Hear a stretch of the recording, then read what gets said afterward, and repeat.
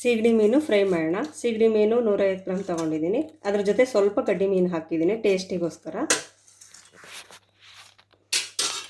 ಈರುಳ್ಳಿ 2, 1 ಸ್ಪೂನು ಶುಂಠಿ ಬೆಳ್ಳುಳ್ಳಿ ಪೇಸ್ಟು, 4 ಟೊಮಾಟೊ, ಸ್ವಲ್ಪ ಕೊತ್ತಂಬರಿ ಸೊಪ್ಪು, ಗರಂ ಮಸಾಲ 1 ಸ್ಪೂನು, ಖಾರದ ಪುಡಿ 1 ಸ್ಪೂನು, ಧನಿಯಾ ಪುಡಿ 1 ಸ್ಪೂನು, ಸ್ವಲ್ಪ ಅರಿಶಿನ ಪುಡಿ,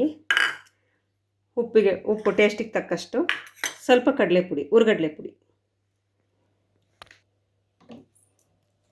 ಈಗ ಸ್ಟವ್ ಹಚ್ಕೊಳ್ಳೋಣ.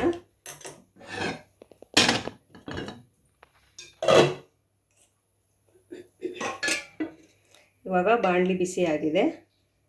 2 ಸ್ಪೂನ್ ಎಣ್ಣೆ ಹಾಕೋಣ.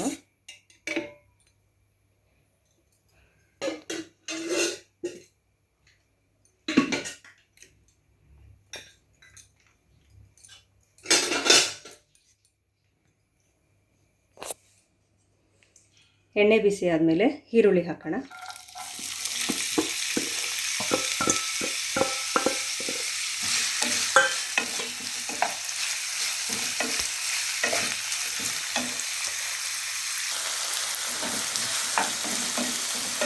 ಇವಾಗ ಸ್ವಲ್ಪ ಈರುಳ್ಳಿ ಕೆಂಪಾಗಿದೆ. ಇವಾಗ ಟೊಮೆಟೊ ಹಾಕೋಣ. ಟೊಮೆಟೊನು ಸ್ವಲ್ಪ ಮ್ಯಾಶ್ ಆಗೋವರೆಗೂ ಬೇಯಿಸೋಣ.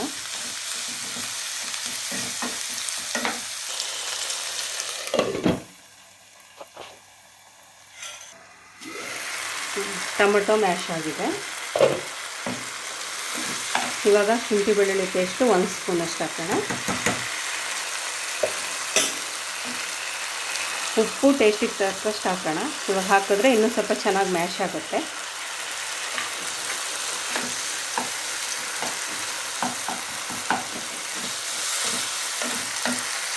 ಅರಿಶಿನ ಪುಡಿ ಸ್ವಲ್ಪ,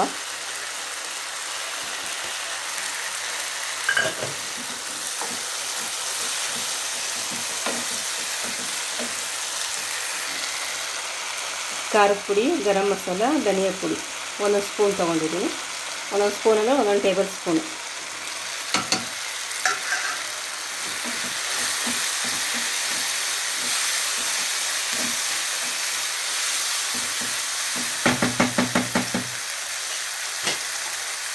ಇವಾಗ ಇದಕ್ಕೇನೆ ಸೀಗಡಿ ಮೀನು, ಕಡ್ಡಿ ಮೀನು 2 ಹುರಿದ್ಬಿಟ್ಟು 4 ಸಲ ಚೆನ್ನಾಗಿ ಬಿಸಿ ನೀರಲ್ಲಿ ವಾಶ್ ಮಾಡಿಟ್ಕೊಂಡಿದ್ದೀನಿ.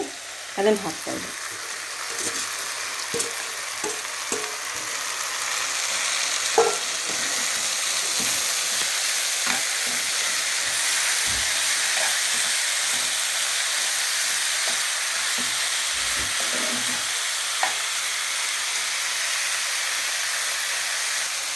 ಇದು 10 ನಿಮಿಷ ಚೆನ್ನಾಗಿ ಫ್ರೈ ಆಗಬೇಕು.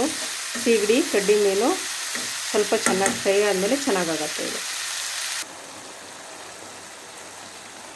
ಇವಾಗ 10 ನಿಮಿಷ ಚೆನ್ನಾಗಿ ಬೇಯಿಸ್ಕೊಂಡಿದ್ದೀನಿ. ಅದು ಈರುಳ್ಳಿದು ಟೊಮೆಟೊದ ನೀರು ಬಿಟ್ಕೊಳ್ಳುತ್ತಲ್ಲ, ಅದೇ ಸಾಕಾಗುತ್ತೆ. ತಿಕ್ನೆಸ್ಸಿಗೋಸ್ಕರ ಸ್ವಲ್ಪ ಕಡಲೆ ಪುಡಿ ಹಾಕ್ತಿದ್ದೀನಿ. ಕಡಲೆ ಅಂದರೆ ಹುರುಗಡಲೆ ಪುಡಿ ಸ್ವಲ್ಪ. ಕೊತ್ತಂಬರಿ ಸೊಪ್ಪು ಕೂಡ ಹಾಕ್ತಾಯಿದ್ದೀನಿ ಇವಾಗಲೇ.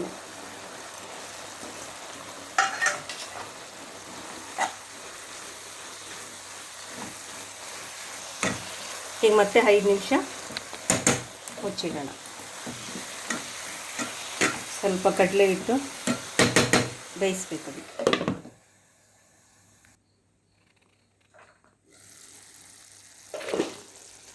ಇವಾಗ ಆಗಿದೆ. ಸ್ಟವ್ ಆಫ್ ಮಾಡ್ಕೊಳ್ಳೋಣ.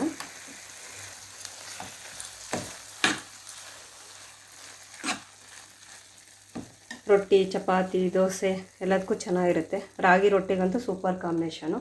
ಇವಾಗ ನಾನು ಅಕ್ಕಿ ರೊಟ್ಟಿಗೆ ತೋರಿಸ್ತಾ ಇದ್ದೀನಿ. ಅಕ್ಕಿ ರೊಟ್ಟಿ, ಸೀಗಡಿ ಪಲ್ಯ.